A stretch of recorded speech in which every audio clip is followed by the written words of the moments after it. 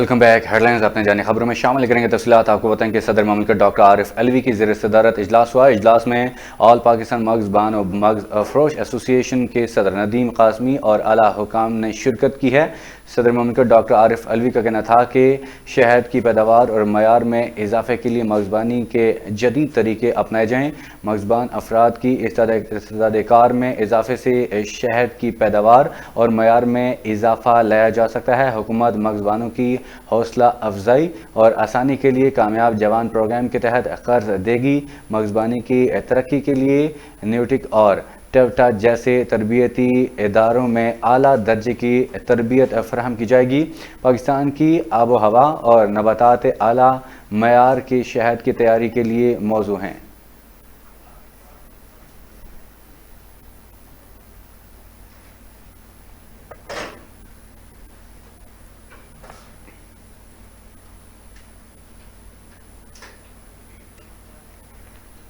ہمارے سابق حکمرانوں نے لندن کے ان علاقوں میں جائیدادیں لی جہاں برطانوی وزیراعظم بھی نہیں لے سکتا. وزیراعظم نے کہا کہ ہم نے بلوچستان کے لیے ترقیاتی منصوبوں کا آغاز کر دیا ہے.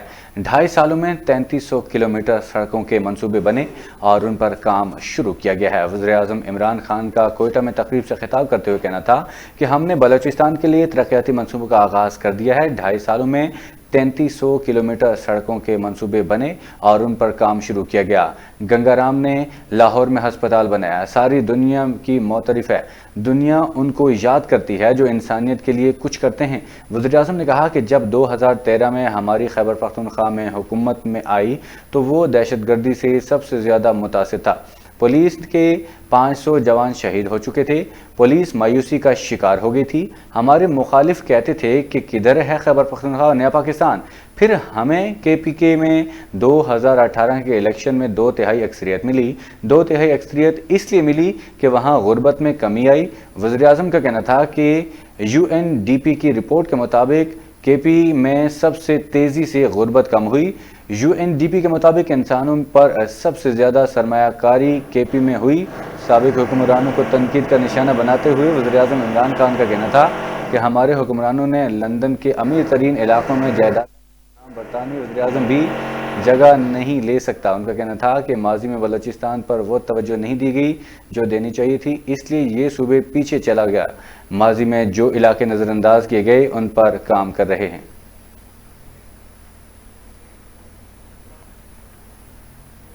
وزیر خارجہ شاہ محمود قریشی نے کہا کہ چین اور پاکستان سمیت 5 جنوبی ایشیائی ممالک کے کورونا وائرس کی عالمی وبا کے چیلنج سے نمٹنے کے لیے مشترکہ حکمت عملی پر زور دیا ہے. وزیر خارجہ شاہ محمود قریشی کا کہنا تھا کہ کل ورچوئل اجلاس میں اتفاق کیا گیا کہ اس وبا کو شکست دینے کے لیے ویکسین کی تقسیم مساوی اور منصفانہ ہونی چاہیے.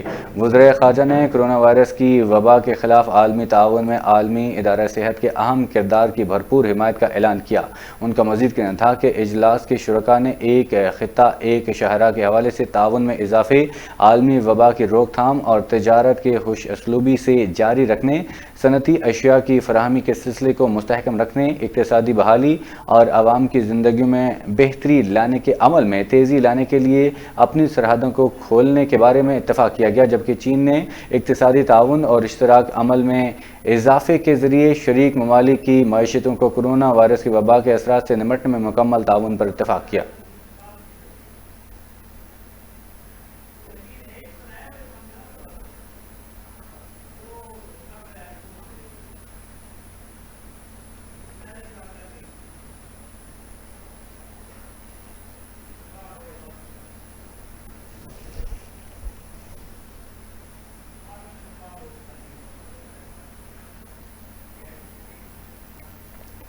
سیاسی انجینئرنگ کے لیے ادارے استعمال کیے جا رہے ہیں. مریم نواز نے کہا کہ عمران خان نے وزیراعظم آفس کا غلط استعمال کیا. تاریخ میں کبھی موجودہ وزیراعظم آفس کے اندر اتنے گھناؤنے جرائم کا ارتکاب نہیں ہوا. اسلام آباد میں میڈیا سے گفتگو کرتے ہوئے مریم نواز نے سابق DGFIA بشیر میمن کے انکشافات پر بات کرتے ہوئے کہا کہ عمران خان نے وزیراعظم آفس کا غلط استعمال کیا. تاریخ میں کبھی موجودہ وزیراعظم آفس کے اندر اتنے گھناؤنے جرائم کا ارتکاب نہیں ہوا۔ اداروں کے سربراہوں کو بلا کر کہہ رہے ہیں کہ نواز شریف مریم نواز کے خلاف یہ مقدمہ کرو۔ اداروں کے سربراہوں کو کہا جا رہا ہے کہ رانا ثناءاللہ کے خلاف مقدمہ کرو۔ انہوں نے کہا کہ سیاسی انجینئرنگ کے لیے ادارے استعمال کیے جا رہے ہیں، لیکن اتنی سیاسی انجینئرنگ کے باوجود نتیجہ کیا رہا؟ ہر محاذ پر حکمرانوں کو ناکامی ہوئی۔ جسٹس شوکت عزیز کی گواہی آن ریکارڈ ہے۔ اب بشیر میمن کی گواہی آ گئی ہے۔ لیگی رہنما کا کہنا تھا کہ وزیراعظم کے آفس میں سپریم کورٹ کے موجودہ جج کے خلاف سازش کی گئی۔ جسٹس قاضی فائز عیسیٰ انشاءاللہ چیف جسٹس بنیں گے۔ جسٹس قاضی کے خلاف سازش کی گئی، ان کی اہلیہ کٹہرے میں کھڑی تھی۔ مسلم لیگ نون اس معاملے کو نہیں جانے دے گی۔ عدلیہ سے درخواست ہے کہ اس معاملے کو خود دیکھیں۔ جسٹس قاضی فائز پر جھوٹا ریفرنس بنانے پر جوڈیشل کمیشن بنایا جائے۔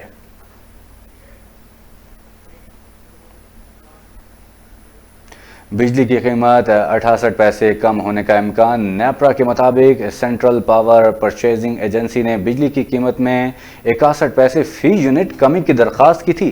اتھارٹی کا 63 پیسے سے لے کر 68 پیسے فی یونٹ کمی کا عندیہ حتمی فیصلہ جانچ پڑتال کے بعد جاری کیا جائے گا۔ تفصیلات کے مطابق بجلی کی قیمت میں مارچ کی فیول پرائس ایڈجسٹمنٹ کی مد میں کمی کے لیے نیپرا میں سماعت مکمل ہو گئی اور بجلی کی فی یونٹ قیمت میں 63 سے 68 پیسے کمی کا امکان ظاہر کیا جا رہا ہے۔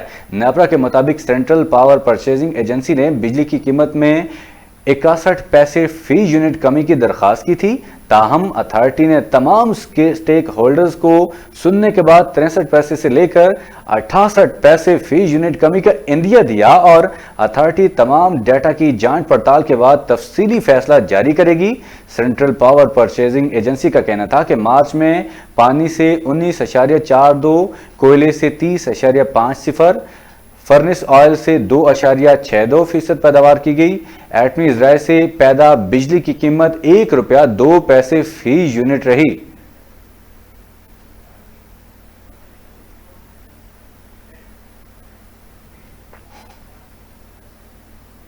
پاکستان نے ایک اور مارکہ سر کر لیا ہے۔ ایٹمی توانائی کمیشن نے قومی توقعات پر پورا اترتے ہوئے ملکی وسائل سے تیار کردہ پہلا ICU وینٹیلیٹر آئی لیول کے نام سے متعارف کرا دیا ہے۔ ڈرپ نے اس وینٹیلیٹر کے استعمال اور تیاری کی باقاعدہ منظوری دے دی ہے۔ یہ وینٹیلیٹر پاکستان ایٹمی توانائی کمیشن کے سائنسدانوں اور انجینئرز نے مقامی وسائل سے تمام تر مروجہ طبی معیارات کے مطابق تیار کیا ہے۔ اس سلسلے میں پاکستان ایٹمی توانائی کمیشن کے ہسپتالوں کے ڈاکٹرز نے بھی قابل قدر رہنمائی فراہم کی۔ بہت سی سائنسی جانچ کے علاوہ یہ ventilator Pakistan innovation and technology centre اور پاکستان انجینئرنگ کونسل کے معیارات پر بھی پورا اترا ہے۔ اس وینٹیلیٹر مشین پر جناح ہسپتال لاہور میں بھی جانچ کی گئی۔ اس جانچ میں بہت سے ماہرین، جن میں طبی ماہرین، بائیو ٹیکنالوجی اور بائیو میڈیکل انجینئر شامل تھے، نے اس کو کامیاب قرار دیا ہے۔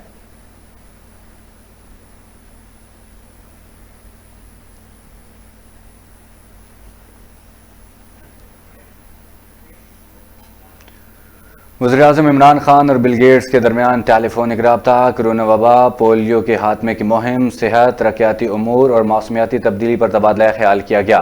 وزیراعظم نے بل گیٹس کو موسمیاتی تبدیلی سے نمٹنے کے لیے 10 ملین ٹری سونامی سے متعلق آگاہ کیا۔ عمران خان نے غربت کے خاتمے، کرونا وبا اور عدم مساوات کے خلاف اقدامات پر بل گیٹس فاؤنڈیشن کی تعریف کی۔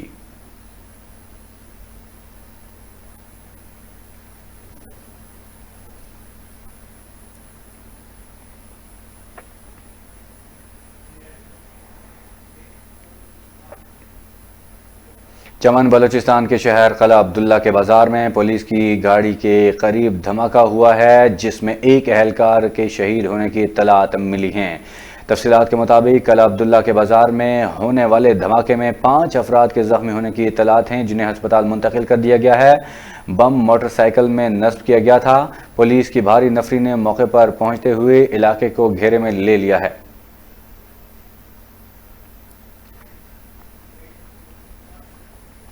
عدالت نے مسلم لیگ نون کے رہنما اور رکن قومی اسمبلی جاوید لطیف کو 5 روز کے جسمانی ریمانڈ پر پولیس کے حوالے کر دیا۔ لاہور کی مقامی عدالت میں جاوید لطیف کے خلاف کیس کی سماعت ہوئی، جس سلسلے میں پولیس انہیں سخت سیکیورٹی میں ماڈل ٹاؤن کچہری لائی۔ رکن قومی اسمبلی میاں جاوید لطیف کو مجسٹریٹ صابر ڈار کی عدالت میں پیش کیا گیا، جہاں سرکاری وکیل اور جاوید لطیف کے وکلاء نے دلائل دیے۔ پولیس نے جاوید لطیف کے جسمانی ریمانڈ کی استدعا کی، جس پر عدالت نے دلائل سننے کے بعد فیصلہ محفوظ کیا، جو تقریباً 2 گھنٹے بعد سنایا گیا۔ عدالت نے پولیس کی استدعا منظور کرتے ہوئے جاوید لطیف کو 5 روز کے جسمانی ریمانڈ پر پولیس کی تحویل میں دے دیا۔ واضح رہے کہ سیشن عدالت نے عبوری ضمانت کے اخراج کے بعد گزشتہ روز جاوید لطیف کو گرفتار کیا گیا تھا۔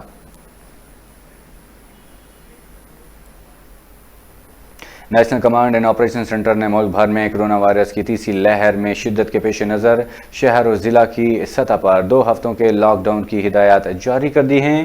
National command and operation center کے جاری لیٹر کے مطابق لاک ڈاؤن تیسری لہر سے شدید متاثر 20 شہروں میں لگایا جائے گا۔ National command and operation center کے مطابق لاک ڈاؤن 2 سے 3 مئی 2021 سے شروع ہوگا۔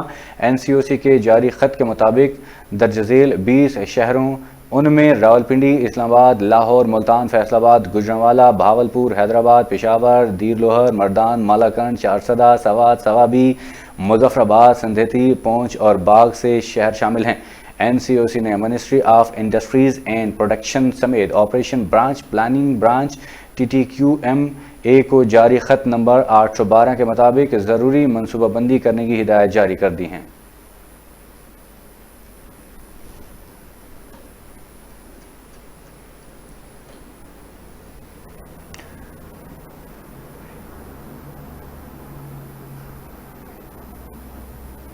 فاروق حبیب وزیر مملکت برائے اطلاعات و نشریات مقرر کل اپنے عہدے کا حلف اٹھائیں گے۔ وفاقی وزیر فواد چودھری کی فاروق حبیب کو مبارکباد۔ PTA فیصل آباد سے رکن قومی اسمبلی فاروق حبیب کی بطور وزیر مملکت حلف برداری کی تقریب کل ایوان صدر میں ہوگی۔ یاد رہے کہ فاروق حبیب تحریک انصاف کے سینئر رہنما میں شمار ہوتے ہیں اور میڈیا پر اپنی جماعت کی نمائندگی کرتے نظر آتے ہیں۔ وہ PTI کی طلبہ تنظیم انصاف اسٹوڈنٹ فیڈریشن کے صدر بھی رہے ہیں، جبکہ 2018 میں رکن قومی اسمبلی منتخب ہوئے۔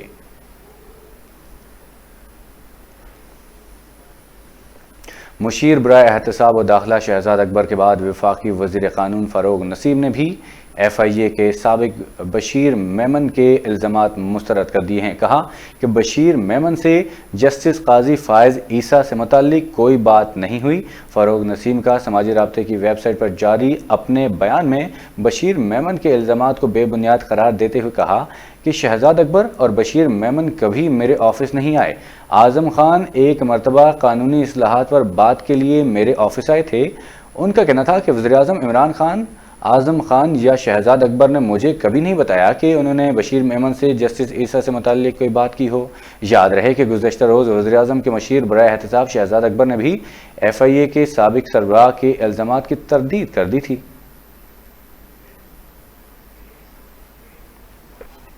کراچی میں حلقہ NA 249 کے ضمنی الیکشن کے لیے انتخابی مہم کا وقت ختم ہو گیا ہے۔ پولنگ کل ہوگی۔ حلقے کے 75 پولنگ اسٹیشنز انتہائی حساس قرار دے دیے گئے ہیں۔ لاکھ سے زائد آبادی والے 7 حلقہ NA 249 میں ہونے والے ضمنی انتخاب کے لیے مسلم لیگ نون کے مفتاح اسماعیل، پیپلز پارٹی کے قادر خان مندوخیل، PTI کے امجد افریدی اور پاک سرزمین پارٹی کے مصطفیٰ کمال سمیت 30 امیدواروں کے درمیان مقابلہ ہوگا۔ انتخابات کے لیے صوبائی الیکشن کمیشن نے تمام انتظامات مکمل کر لیے ہیں۔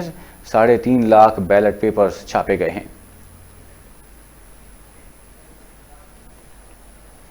پاکستان مسلم لیگ نون کے صدر اور قائد حزب اختلاف شہباز شریف کا بشیر میمن کے انکشافات پر تحقیقات کا مطالبہ۔ شہباز شریف کا کہنا تھا کہ سابق DG FIA کے ہوشربا انکشافات نے میرے دیرینہ موقف کی تصدیق کر دی ہے۔ بہت پہلے کہا تھا کہ نیب نیازی گٹھ جوڑ قائم ہے جو مسلم لیگ نون کے خلاف بے بنیاد مقدمات بنانے اور اس کے قائدین کو جیل بھیجوانے کے لیے سرگرم عمل ہے۔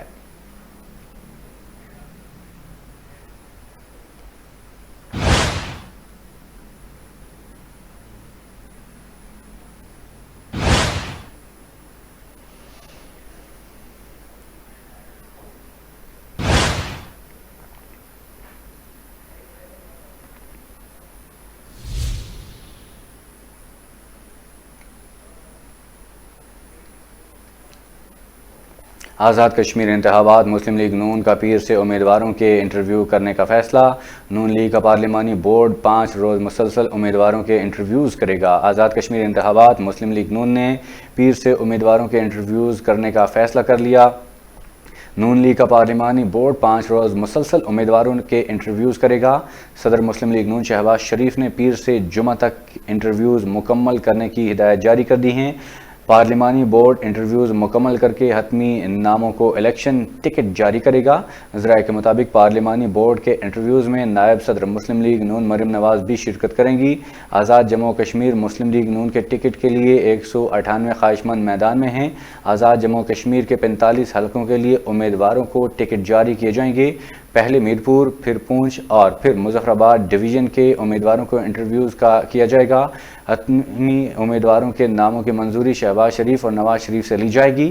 عید الفطر کے بعد انتخابی مہم کا آغاز کیا جائے گا۔ مسلم لیگ پارلیمانی بورڈ کے آئندہ اجلاس چک شہزاد مرکزی سیکریٹریٹ میں ہوں گے۔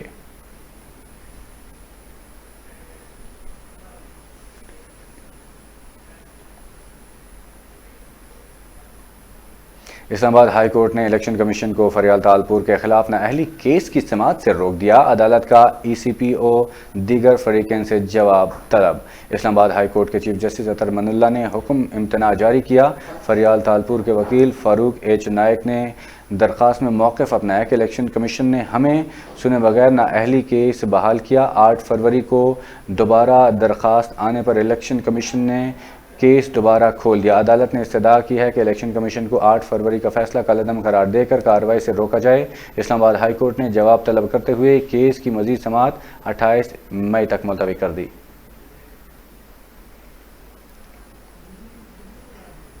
سپریم کورٹ میں علیم عادل شیخ نے سندھ پولیس کے خلاف توہین عدالت کی درخواست دائر کر دی ہے۔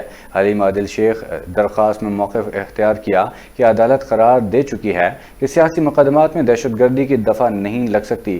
سندھ پولیس نے دہشت گردی کا کیس بنا کر توہین عدالت کی ہے۔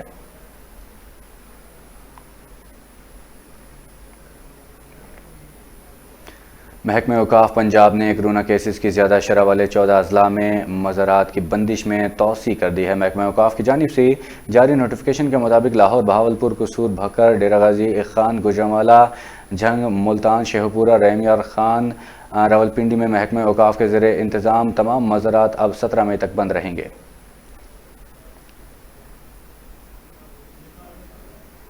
کورونا کے باوجود پاکستان کی معیشت بحال ہو رہی ہے۔ ایشیائی ترقیاتی بینک نے آؤٹ لک 2021 جاری کر دیا ہے۔ ایشیائی ترقیاتی بینک کے مطابق رواں سال پاکستان کی معاشی شرح نمو 2% تک رہنے کی توقع ہے اور آئندہ سال پاکستان کی جی ڈی پی 4% تک رہنے کا امکان ہے۔ اے ڈی پی کا کہنا ہے کہ کرونا وائرس کے باوجود پاکستان کی معیشت بحال ہو رہی ہے۔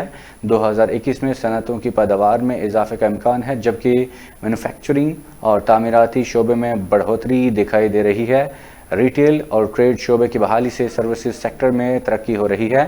ایشیائی ترقیاتی بینک کے مطابق کپاس کی پیداوار میں کمی اور زرعی شعبہ کی پیداوار میں کمی کا امکان ہے۔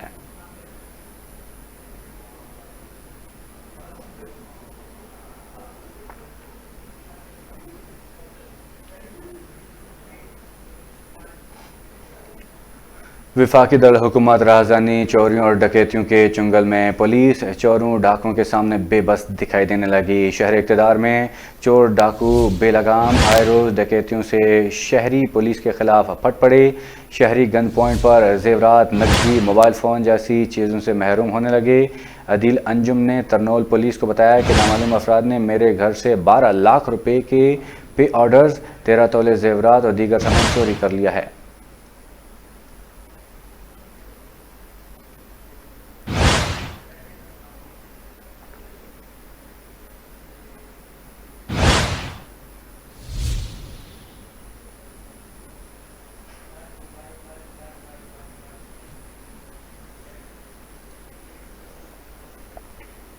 کورونا وائرس سے بچاؤ کے لیے سخت احتیاط اور ایس او پیز پر عمل درآمد کی ضرورت ہے۔ اس حوالے سے فوج اور دیگر ادارے اپنا بھرپور کردار ادا کر رہے ہیں۔ رپورٹ کر رہے ہیں اسلام آباد سے حسن ریاض اپنی اس رپورٹ میں۔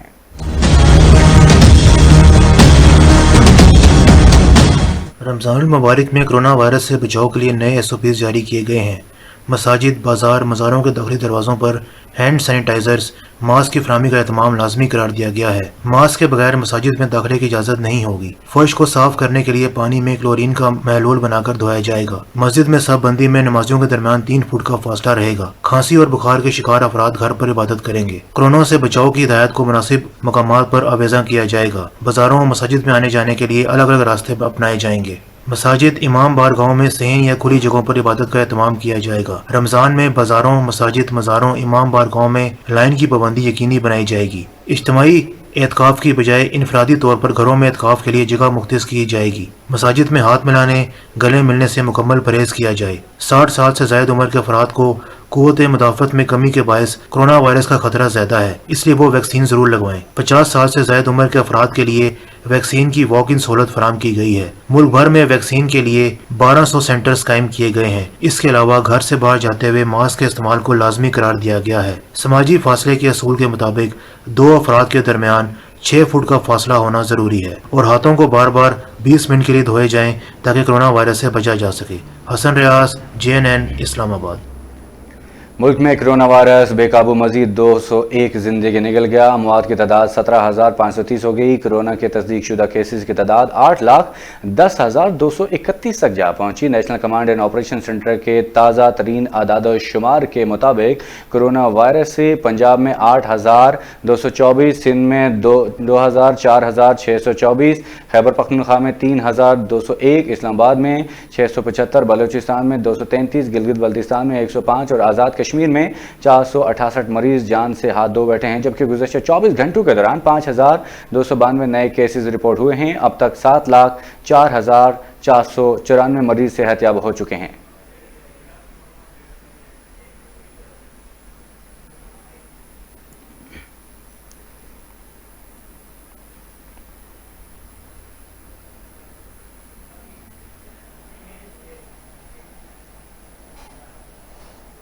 پروفیسر ڈاکٹر اقبال چودھری نے میڈیا بریفنگ کے دوران بتایا کہ کرونا وائرس کے دوران قومی تحقیقاتی مراکز اہم کردار ادا کر رہے ہیں۔ انٹرنیشنل سینٹر برائے chemical and biological sciences ICCBS، نجی شعبے حسین ابراہیم جمال فاؤنڈیشن، ڈاکٹر پنجوانی ٹرسٹ اور بین الاقوامی اداروں کے تعاون سے قائم کیا گیا ہے۔ تفصیلات کے مطابق ادارے کے قیام اور تعمیر میں پاکستان کے 2 بین الاقوامی شہرت یافتہ سائنسدان پروفیسر ڈاکٹر سلیم الزمان صدیقی اور پروفیسر ڈاکٹر عطاء الرحمان بحیثیت ڈائریکٹر 1966 سے 2002 تک سرگرم عمل رہے۔ پروفیسر ڈاکٹر عطاء الرحمان 2 دہائی قبل ICCBS سے بطور ڈاکٹریٹ ریٹائرڈ ہوئے ہیں اور اس کے بعد ادارے کے کسی انتظامی یا مالی معاملات میں شامل نہیں ہوئے۔ کرونا وائرس کی ہنگامی صورتحال میں ICCBS کے نیشنل انسٹیٹیوٹ آف نے ایک وائرولوجی 1,40,000 سے زیادہ PCR ٹیسٹ کیے۔ تربیت یافتہ ماہرین وائرس کو انڈس ہسپتال بھیجا اور متعدد PCR مشینیں فراہم کی۔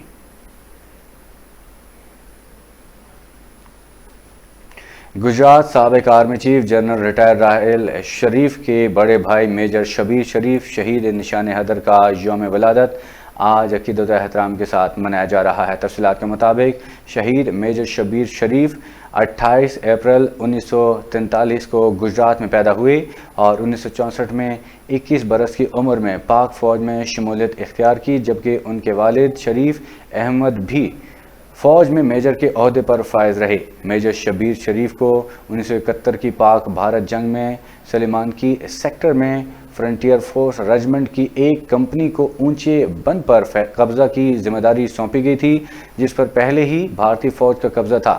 میجر شبیر شریف شہید نے اس مقابلے میں دشمن کے 43 سپاہیوں کو ہلاک کیا اور 28 کو قیدی بنانے کے علاوہ دشمن کے 4 ٹینکوں کو بھی تباہ و برباد کر دیا تھا۔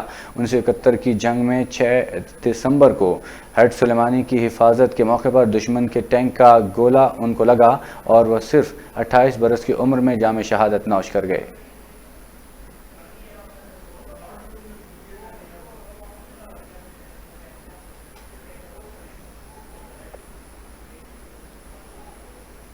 پاکستان اور زمبابوے کے مابین ٹیسٹ سیریز کا آغاز کل سے ہوگا۔ دونوں ٹیمیں ہرارے اسپورٹس کلب میں آمنے سامنے ہوں گی۔ بابر اعظم کی قیادت میں میدان میں اترنے والی پاکستانی کرکٹ ٹیم نے آخری مرتبہ ٹیسٹ سیریز جنوبی افریقہ کے خلاف جنوری فروری میں کھیلی تھی۔ فواد عالم اور محمد رضوان زمبابوے کے خلاف ٹیسٹ سیریز میں نمایاں کارکردگی کا مظاہرہ کرنے کی کوشش کریں گے۔ دوسری طرف حال ہی میں عالمی ون ڈے پلیئرز رینکنگ میں دنیا کے پہلے اور T20 رینکنگ میں دوسرے بہترین بیٹسمین بننے والے بابر اعظم بھی سیریز میں بہترین کارکردگی کا مظاہرہ کر کے ٹیسٹ کرکٹ کے 5 بہترین بلے بازوں میں شامل ہونے کی کوشش کرتے رہے۔ یاد رہے کہ ماضی میں دونوں ٹیموں کے مابین کھیلے گئے 18 ٹیسٹ میچز میں سے پاکستان نے 10 اوور زمبابوے نے 3 جیتے ہیں، جبکہ 4 ٹیسٹ میچز ڈرا اور 1 نامکمل ختم ہوا۔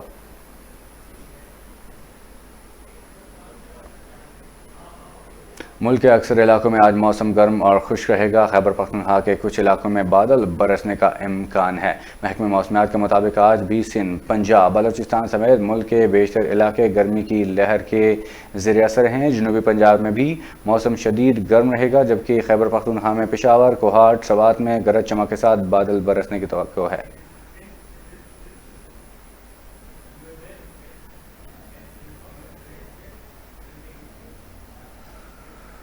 سعودی حکومت کا اپنے شہریوں کے لیے بڑا ریلیف، کسی صورت میں انکم ٹیکس نہ لگانے کا اعلان کر دیا گیا ہے۔ سعودی ولی عہد شہزادہ محمد بن سلمان کا ایک انٹرویو میں کہنا تھا کہ سعودی عرب میں انکم ٹیکس کسی بھی قیمت پر لاگو نہیں ہوگا۔ 15% ویلیو ایڈڈ ٹیکس عارضی ہے، جبکہ سعودی عرب میں بے روزگاری کی شرح 14% سے کم ہو کر رواں سال کے دوران 11% تک آ جائے گی۔ شہزادہ محمد بن سلمان کا مزید کہنا تھا کہ عالمی وبا کورونا کے باوجود سعودی عرب میں تمام شعبوں میں کامیابی کے اعداد و شمار بہترین ہیں۔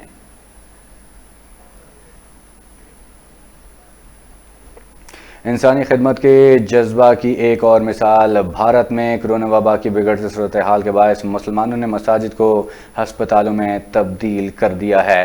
مسلمانوں کے خلاف ہندو انتہا پسندی اور بربریت کے باوجود بھارتی مسلمان بھی ملک میں کورونا کی بگڑتی ہوئی صورتحال کے باعث انسانیت کا جذبہ لیے آگے ہیں۔ مسلمانوں نے مغربی ریاست گجرات میں ایک مسجد کو 50 بستروں کے ہسپتال میں تبدیل کر دیا۔ مساجد میں مسلمانوں کی جانب سے تشویشناک مریضوں کو آکسیجن فراہم کی جا رہی ہے اور ان کے لیے بستروں کا انتظام کیا جا رہا ہے۔ مسجد کے منظم کا کہنا تھا کہ کرونا وائرس کی صورتحال بہتر نہیں، اس لیے مسجد کو ہی ہسپتال میں تبدیل کرنے کا فیصلہ کیا گیا۔ دوسری جانب دارالعلوم دیوبند نے بھی 20 نرسوں اور 3 ڈاکٹرز کے ساتھ 142 بستروں پر مشتمل ہسپتال کی سہولت کرونا وائرس کے مریضوں کو فراہم کی، جن میں ہر مذہب کے لوگ زیر علاج ہیں۔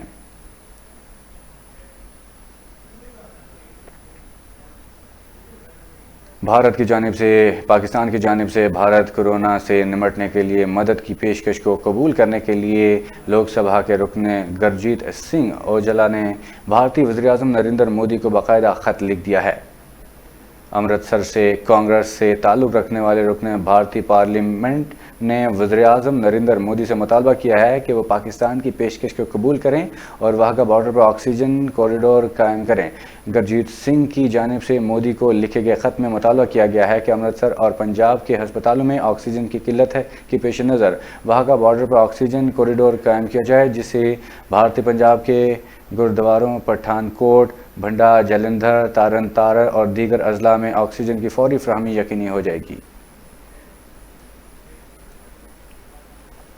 حیدرآباد تلنگانہ علیحدگی تحریک کے حامی رہنما اور سابق وزیر ایم ستیا نارائن راؤ 88 برس کی عمر میں انتقال کر گئے ہیں۔ ستیا نارائن کی طبیعت گزشتہ کئی دنوں سے خراب تھی، وہ ہسپتال میں زیر علاج تھے۔ بھارتی میڈیا کے مطابق ستیا نارائن کریم نگر ضلع کے رمادو گمنڈن کے وریدر گاؤں کے رہنے والے تھے۔ انہوں نے سوگوارن میں ایک بیوی، 2 بیٹے اور 2 بیٹیاں چھوڑی۔ وہ امریکہ میں آندھرا پردیش کانگریس کمیٹی کے صدر تھے۔ ایم ستیا نارائن راؤ 1969 سے 1971 تک پہلی تلنگانہ تحریک کے سخت حامی تھے۔ انہوں نے 1971 میں کریم نگر سے لوک سبھا کا الیکشن جیتا تھا۔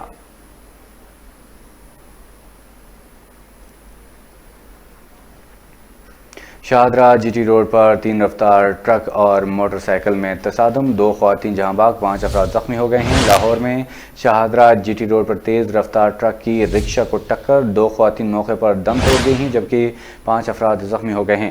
زخمی ہونے والوں کو علاج کے لیے میو ہسپتال منتقل کر دیا گیا ہے، جن میں 2 کی حالت تشویشناک بتائی جا رہی ہے۔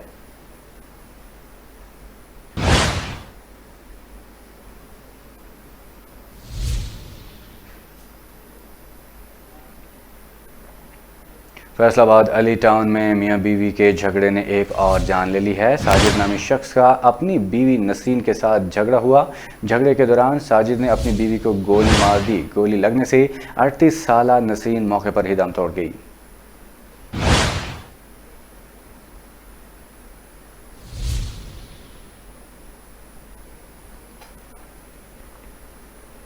پولیس کی ناکامی کا جن سر چڑھ کر بولنے لگا۔ قصور کے علاقہ چونیا میں 2 ہفتے قبل اغوا ہونے والی ماں اور 4 بچوں کا پولیس تاحال سراغ نہ لگا سکی۔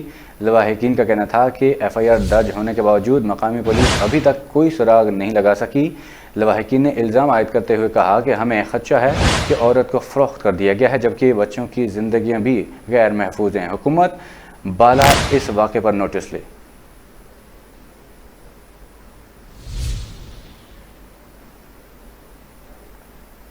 سرگودا میں فائرنگ اور قتل کا دوسرا واقعہ۔ پرانی دشمنی کا بدلہ لینے کے لیے مخالف کی نوجوان پر فائرنگ۔ نوجوان موقع پر جاں بحق۔ پولیس نے لاش پوسٹ مارٹم کے لیے ہسپتال منتقل کر دی ہے۔ بھلوان کے نواحی قبضے سے چک نمبر 17NB میں قاسم اوان اپنے ڈیرے پر موجود تھا کہ وسیم نامی شخص نے پسٹل 30 بور سے فائرنگ کر دی، جس سے قاسم اوان موقع پر جاں بحق ہو گیا۔ پولیس واقعے کی اطلاع ملتے ہی موقع پر پہنچ گئی اور شواہد اکٹھے کرنے شروع کر دیے۔ پولیس ذرائع کے مطابق واقعے کی وجہ دیرینہ دشمنی ہے۔ پولیس نے مرکزی ملزم کو گرفتار کر لیا اور لاش پوسٹ مارٹم کے لیے تحصیل ہیڈ کوارٹر ہسپتال بھلوان منتقل کر دی ہے۔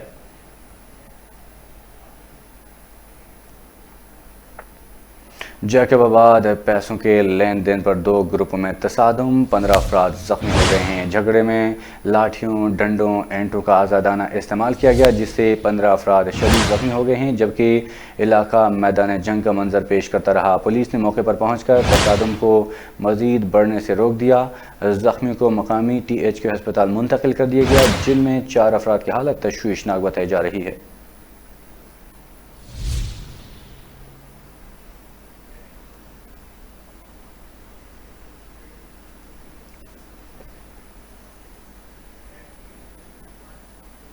JNN نیوز سے فی الوقت نہیں، مزید باخبر رہنے کے لیے رہیے ہمارے ساتھ۔